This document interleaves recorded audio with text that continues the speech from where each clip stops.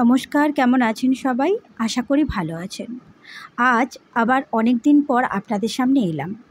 আমি একটু আমার পার্সোনাল প্রবলেম নিয়ে আপনাদের সামনে ভিডিও শেয়ার করতে পারছিলাম না। এই ভিডিওটা অনেক দিন আগেই শ্যুট করা ছিল, আজকের এডিট করে আপনাদের সামনে দিলাম। আজ বানাবো তালের বড়া। খুবই সহজ পদ্ধতিতে আমি কিভাবে বানিয়েছি আপনাদের সামনে নিয়ে এসেছি। চলুন, প্রথমে আমি এখানে 1 কাপ সুজি নিয়েছি। পরিমাণটা আপনারা আপনাদের মতো করেই নেবেন। আমি এখানে সুজিটাকে আধ ঘন্টার মতো জলে ভিজিয়ে রাখবো। আপনারা মিক্সারে গ্রাইন্ডও করে নিতে পারেন। আধা ঘন্টা মতো ভিজিয়ে রাখার পর এরপরে আমি এখানে ওই ধরুন 2 কাপ মতো ময়দা, আপনারা পরিমাণ মতন নেবেন। আমি যেহেতু অল্প পরিমাণে করব তাই 2 কাপ মতো ময়দা নিয়েছি। আর এখানে নিয়েছি ওই 1 বড় চামচের 1 চামচ মতো নিয়েছি চালের গুঁড়ো। এরপর এখানে সুন্দর দেখতে লাগার জন্য আমি এখানে কালো জিরে দিয়ে দিলাম। এরপর আধ ঘন্টা যে সুজিটা ভিজিয়ে রেখেছিলাম, এটা এই যে ময়দা চালের গুঁড়ো আছে এর ওপরে দিয়ে দেব। দিয়ে ভালো করে মিশিয়ে নিতে হবে।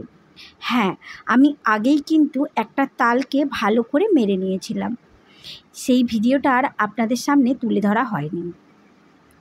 এরপর এই ময়দা চালের গুঁড়ো সুজিটা পুরো এই তালের যে মাঠটা আছে এটা দিয়েই মাখবো, তাহলে ফ্লেভারটা আসবে।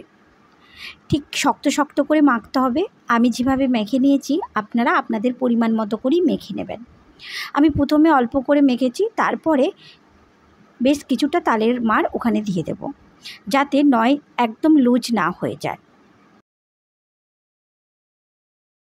ভালো করে ফাটিয়ে নিতে হবে। আমি এখানে প্রায় 10 থেকে 15 মিনিট মতো এইভাবে ভালো করে মাখিয়ে নিয়েছি, যাতে করে তেলের মধ্যে দেওয়ার পরে ভালো করে ফুলে ওঠে। অল্প একটু সামান্য লবণ দিতে পারেন, আমি এখানে অল্প লবণ দিয়েছি। এবার দেখুন ভালো করে মাখানো হয়ে গেলে আমি এখানে দিয়ে দেব পরিমাণ মতো চিনি। অবশ্যই চিনিটা দিতে হবে, না হলে কিন্তু একদম ভালো লাগবে না। আর কেউ আপনারা যদি চান যে এখানে আপনারা গুড় দেবেন, তাহলে গুড়ও দিতে পারেন। আমি এখানে প্রায় ধরুন 1 কাপ মতো চিনি দিয়েছি। আমাদের বাড়িতে একটু চিনির মিষ্টির পরিমাণটা খুব কমই খায়, তাই অল্প করেই পরিমাণ চিনি দিলাম। আপনারা আপনাদের পরিমাণ মতোই মিষ্টি দেবেন। ভালো করে মেখে আমি প্রায় 5 মিনিট মতো রেখে দেব, যাতে করে চিনিটা ভালো করে গুলে যায়। এরপর একটা শুকনো কড়াতে সাদা তেল দিয়ে দিলাম। সাদা তেলেই ভাজতে হবে, না হলে ভালো লাগবে না। এবার তেলটা গরম হয়ে গেলে আপনারা যেভাবে সাইজে করবেন সেইভাবে এই তেলের মধ্যে দিতে হবে। আমি ঠিক প্রথমটা বড় বড় করে দিয়ে দিয়েছিলাম।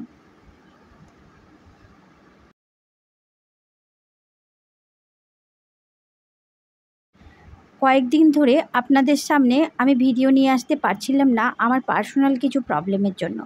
এই ভিডিওটা অনেক দিন আগেই শ্যুট করা ছিল, তাই আজ ভাবলাম একটু ফাঁকা আছি, আপনাদের সামনে ভিডিও শেয়ার করি। দেখুন মোটামুটি আমি বেশি দেব না, তাহলে একের ওপর একটা জড়ে যাবে, তাই অল্প করে দিয়ে ভালো করে ভেজে নিতে হবে। হ্যাঁ, গ্যাসের ফ্লেমটা কিন্তু লোই রাখতে হবে, না হলে পুড়ে যেতে পারে, না হলে ভেতরটা কাঁচা থেকে যাবে। এইভাবে আমি ভালো করে ভেজে নিয়েছি, দেখুন লাল লাল হয়ে গেছে। এরপরে আমি এগুলোকে তুলে নেব।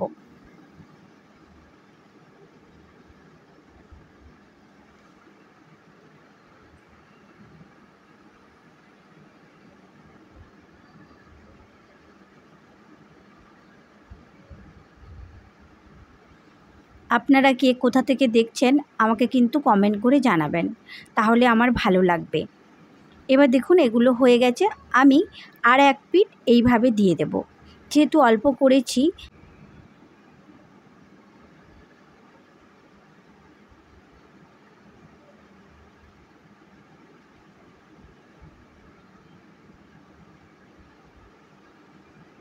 আপনারা ছোট ছোটও করতে পারেন, যেভাবে ডালের বড়া হয় সেইভাবেও করতে পারেন।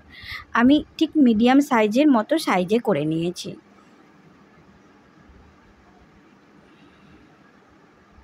খেতে কিন্তু খুব সুন্দর হয়েছিল, আপনারা এইভাবে বানাবেন, খুব ভালো লাগবে।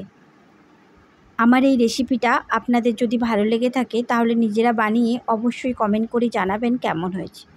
আর যদি ভালো লেগে থাকে একটা লাইক দেবেন, খুব ভালো লেগে থাকলে বন্ধু আর ফ্যামিলির সঙ্গে শেয়ার করবেন। আর আমার পরবর্তী ভিডিও যদি আপনারা কেউ দেখতে চান তাহলে সাবস্ক্রাইব করে পাশে থাকবেন। চলুন দেখা হচ্ছে পরের ভিডিওতে।